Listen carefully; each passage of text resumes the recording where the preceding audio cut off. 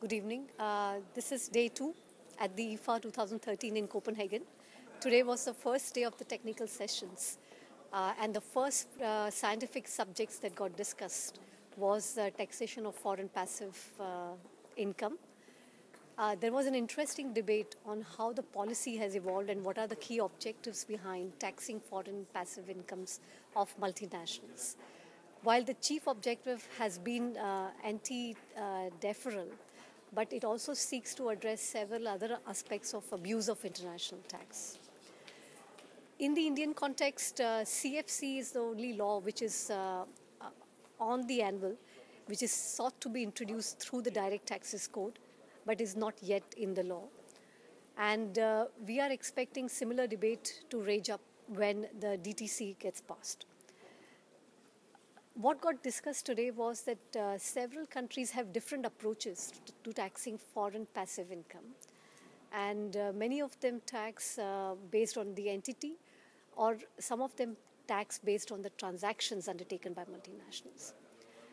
Also, there is a debate on what is a low tax country and what type of income could be taxed.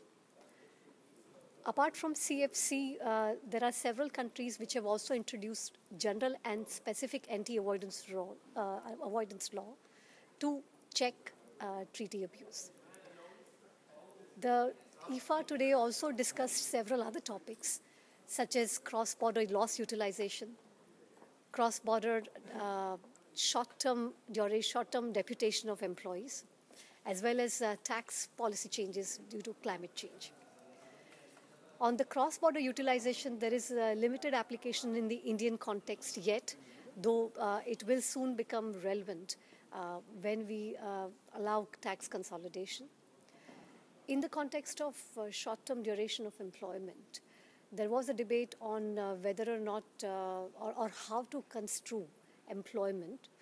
And while overall the concept of economic employer has been endorsed, but there is a growing reckoning that in addition you also need to supplement it with the objective criteria of other aspects, such as control being exercised by the employer, as well as what is the compensation being paid and who is bearing the economic cost.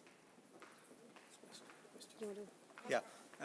So in the context of BEPS and the CFC, how do you see BEPS impacting CFC, and especially in the India context, given that CFC is already proposed in the DTC? So BEPS is a much larger concept, and CFC is one aspect of it. In fact, there is a specific direction in the action plan that all the countries must introduce as well as strengthen the CFC law and come up with a common design by September of 2015. But surely BEPS will encompass many other things. And the focus is largely on international collaboration amongst different countries to have a common action plan on anti-tax deferral rules. Right. Another critical point came up in the discussion today is on the actual enforcement of CFC law. And in various countries, because of the limitations on exchange of information rules, the enforcement of CFC is a challenge. In Indian context, how do you see that panning out once we have CFC law? So, not adequate information is one aspect, but also there is lack of transparency. Since CFC is largely enforced on the domestic companies, and it is purely within the domestic law regime, there is little information about how each country's practice differs.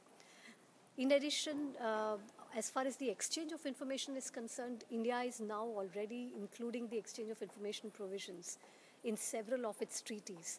And with several countries, it has entered into a separate tax treaty for the exchange of information. So that should give more information. But as is the case, and as we've already seen so far, getting the information and then using it in the timely manner will remain a challenge. Right. And last question, Shefali. The CFC law in India is still in a draft form. What are the two major changes that are required for the CFC law? Basically, how do we better it based on today's discussions? So I would think that the two topmost provisions that come to my mind are laying out a threshold on when the CFC would apply and when it would not. So, for example, if there is a 1% shareholding, then that in itself should not really trigger CFC rules. And secondly, we also have to very categorically define what do we mean by passive income.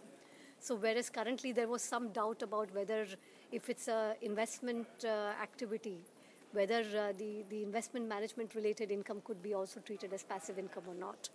So some clarity on those aspects would be useful. And then lastly, I would think that also alongside, India will have to give the foreign tax credits for the taxes paid in foreign countries. Thank you so much, Shefali. Thank you.